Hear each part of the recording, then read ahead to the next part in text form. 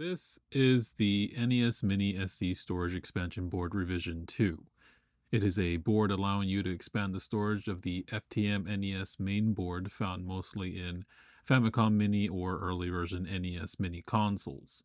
If you are interested, be sure to check which board you have first. Especially if you have an NES Mini, you will either have an FTM-NES main board or an FTM-SHVC main board.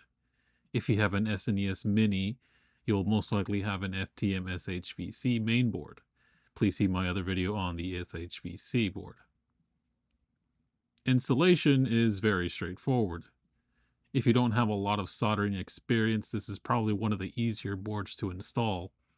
All you need is the basics of soldering: a soldering iron, a tip cleaner, a soldering sponge, some Kapton tape, some soldering flux, and good soldering wire.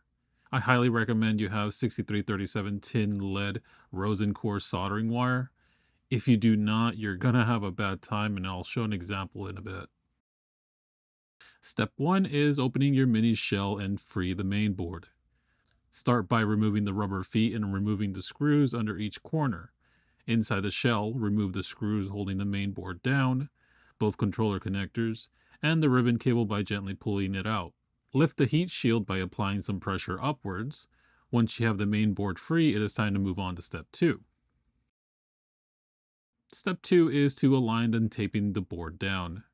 Place the board with the upper side facing up, which is the same side the heat shield was on, and find the contact points. They are located on the opposite side of the HDMI port.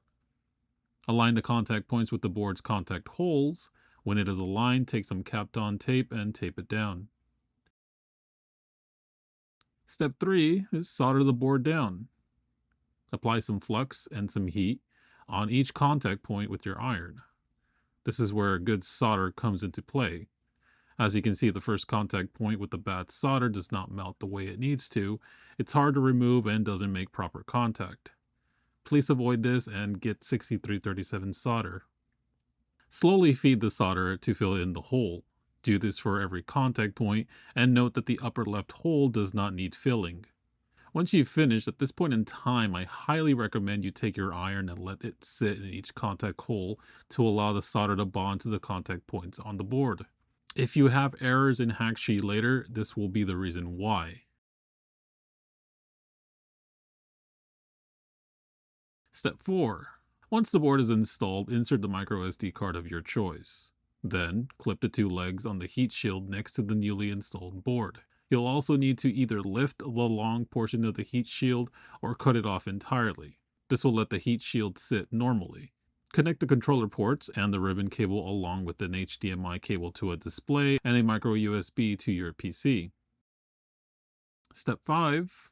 On Hacksheet, if you haven't done so already, install the kernel.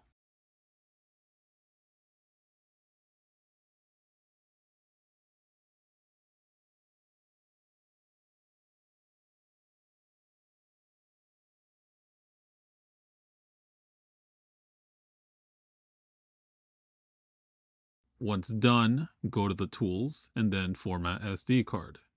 Your Mini will reboot several times. If at this point you get an error, unplug everything back down to just the main board and use your soldering iron on the contact holes again. The point of the soldering iron in the holes again is to make contact properly with the solder and the solder on the board.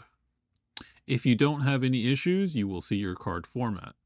You will know it is successful when you see the new total storage at the bottom of Hacksheet's window. And as a small test, you simply drag and drop what you want and sync it as you normally would. At this point, you can arrange games however you want, add what you want. Be sure to check online if you wish to add other content or how to run certain content. Thanks for watching and hope you guys enjoy.